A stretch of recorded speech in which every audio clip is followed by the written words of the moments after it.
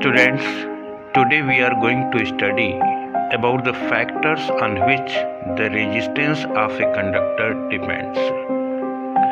इसको स्टडी करने के लिए सबसे पहले हम एक सर्किट डायग्राम ड्रा करते हैं। इस सर्किट डायग्राम में हम एक सेल लेते हैं, एक एमीटर लेते हैं और एक L लेंथ का रेजिस्टेंस वायर लेते हैं जो कि नाइक्रोम का होता है। इस रेजिस्टेंस वायर को हम 1 मार्क कर देते हैं। इसके बाद हम एक और रेजिस्टेंस वायर लेते हैं नाइक्रोम का ही, जिसका लेंथ पहले वायर के तुलना में डबल होता है और उसको हम लेटर 2 से मार्क करते हैं। एक तीसरा वायर जिसकी लेंथ L है लेकिन उसका डायमीटर पहले वायर का 2 गुना होता है, उसे हम ले लेते हैं। उसके बाद एक चौथा वायर लेते हैं जिसकी लेंथ पहले वायर की लेंथ के तो बराबर होती है, मतलब L होती है, लेकिन उसका मटेरियल अलग होता है, हम कॉपर का ले लेते हैं सुविधा के लिए। अब हम इस सर्किट को ड्रॉ करके उसके बाद पहले पार्ट में हम क्या करते हैं कि हम L लेंथ के नाइक्रोम वायर को हम इस सर्किट में जोड़ देते हैं और स्विच ऑन कर देते हैं। स्विच ऑन करने के बाद एमीटर में फ्लो होने वाली करंट को हम मेजर कर लेते हैं। अब इस वायर को हम हटा देते हैं और दूसरे वायर को हम जोड़ते हैं जिसकी लेंथ पहले वायर की 2 गुनी है। इसके बाद फिर हम करंट मेजर करते हैं। फिर हम दूसरे वायर को तीसरे वायर से रिप्लेस करते हैं जिसका एरिया पहले वायर का 2 गुना है। फिर करंट को मेजर करते हैं। इसके पश्चात हम तीसरे वायर को चौथे वायर से रिप्लेस करते हैं जो कि कॉपर का बना हुआ है और फिर करंट को हम मेजर करते हैं।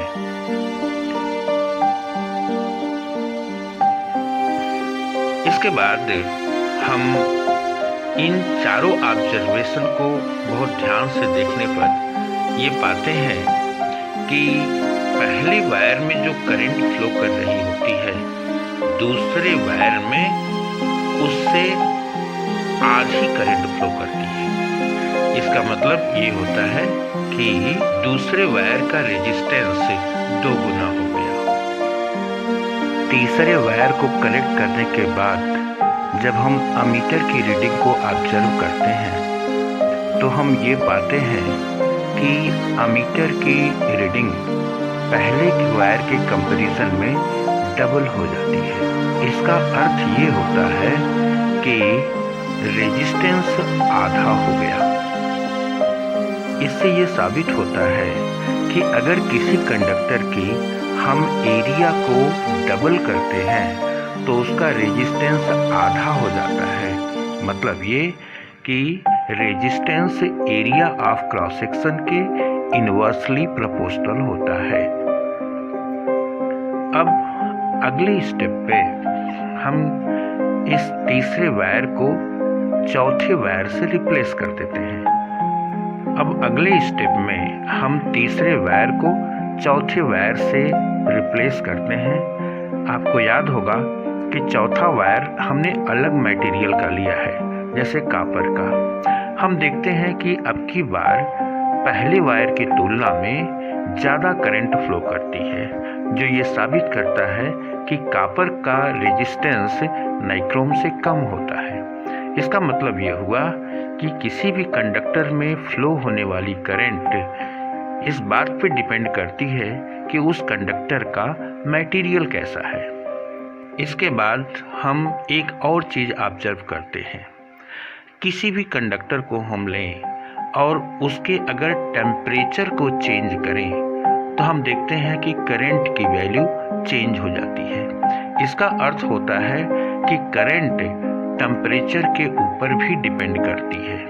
स्टूडेंट्स, इस तरह से हमने ये देखा कि किसी भी कंडक्टर का रेजिस्टेंस 4 फैक्टर्स के ऊपर डिपेंड करता है। पहला है, कंडक्टर का रेजिस्टेंस डायरेक्टली प्रोपोर्शनल होता है उस कंडक्टर की लेंथ के। दूसरा, इनवर्सली प्रोपोर्शनल होता है एरिया ऑफ क्रॉस सेक्शन के। तीसरा, कंडक्टर का रेजिस्टेंस डिपेंड करता है मटेरियल के नेचर पे। और चौथा, ये डिपेंड करता है उस कंडक्टर के टेम्परेचर पे। अब अगर हम कोई कंडक्टर लें जिसका रेजिस्टेंस R हो और लेंथ L हो, तो उसका रेजिस्टेंस R किसी पर्टिकुलर टेम्परेचर पे, किसी पर्टिकुलर मटेरियल के 2 चीज़ों पे डिपेंड करेगा। पहला, R is proportional to L। इसी को हम इक्वेशन के फॉर्म में लिख सकते हैं, जैसा कि क्वेश्चन नंबर 1 में आप देख रहे हैं, R is proportional to L। दूसरा, R is inversely proportional to area of cross section of the conductor. Equation number 2।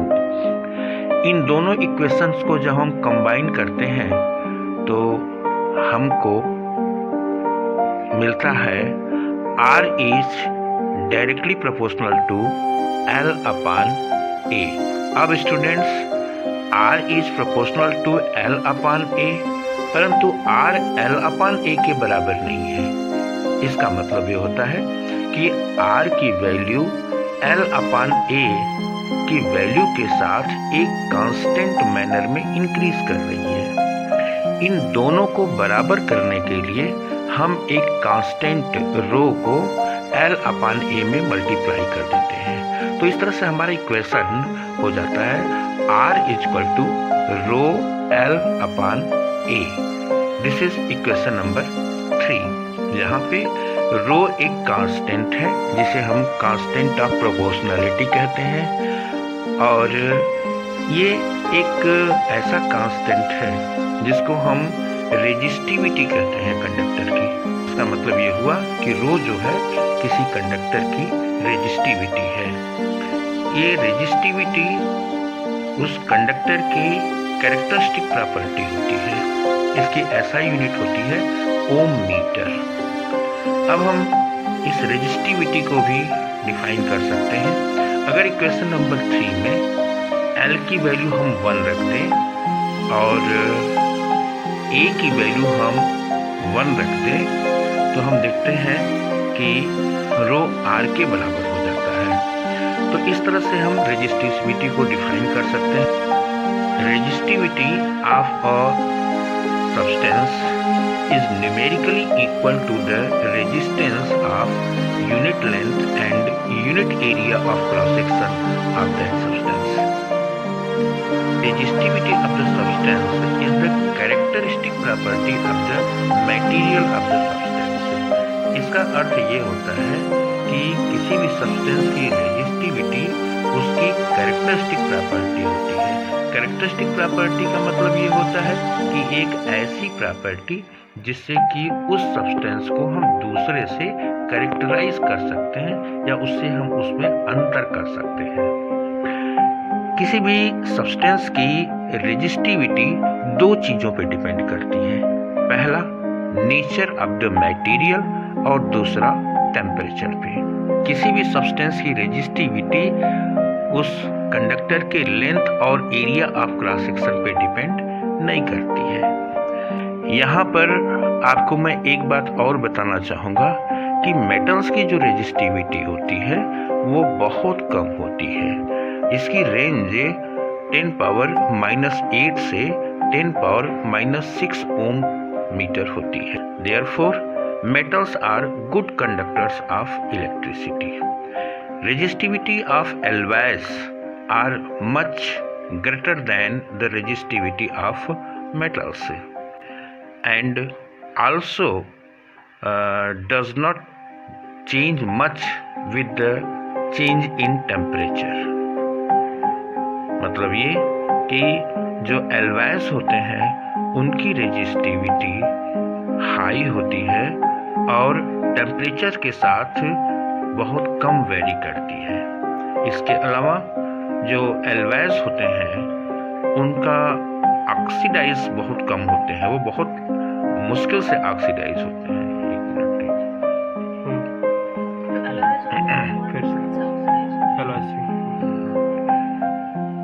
ये पूरा बोलने इसका रेजिस्टिविटी उसकी बोलते हैं,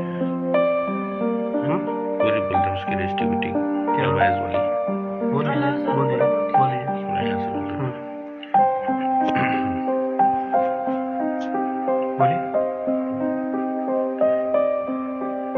Alloys have high resistivity and also does not oxidize readily at a high temperature.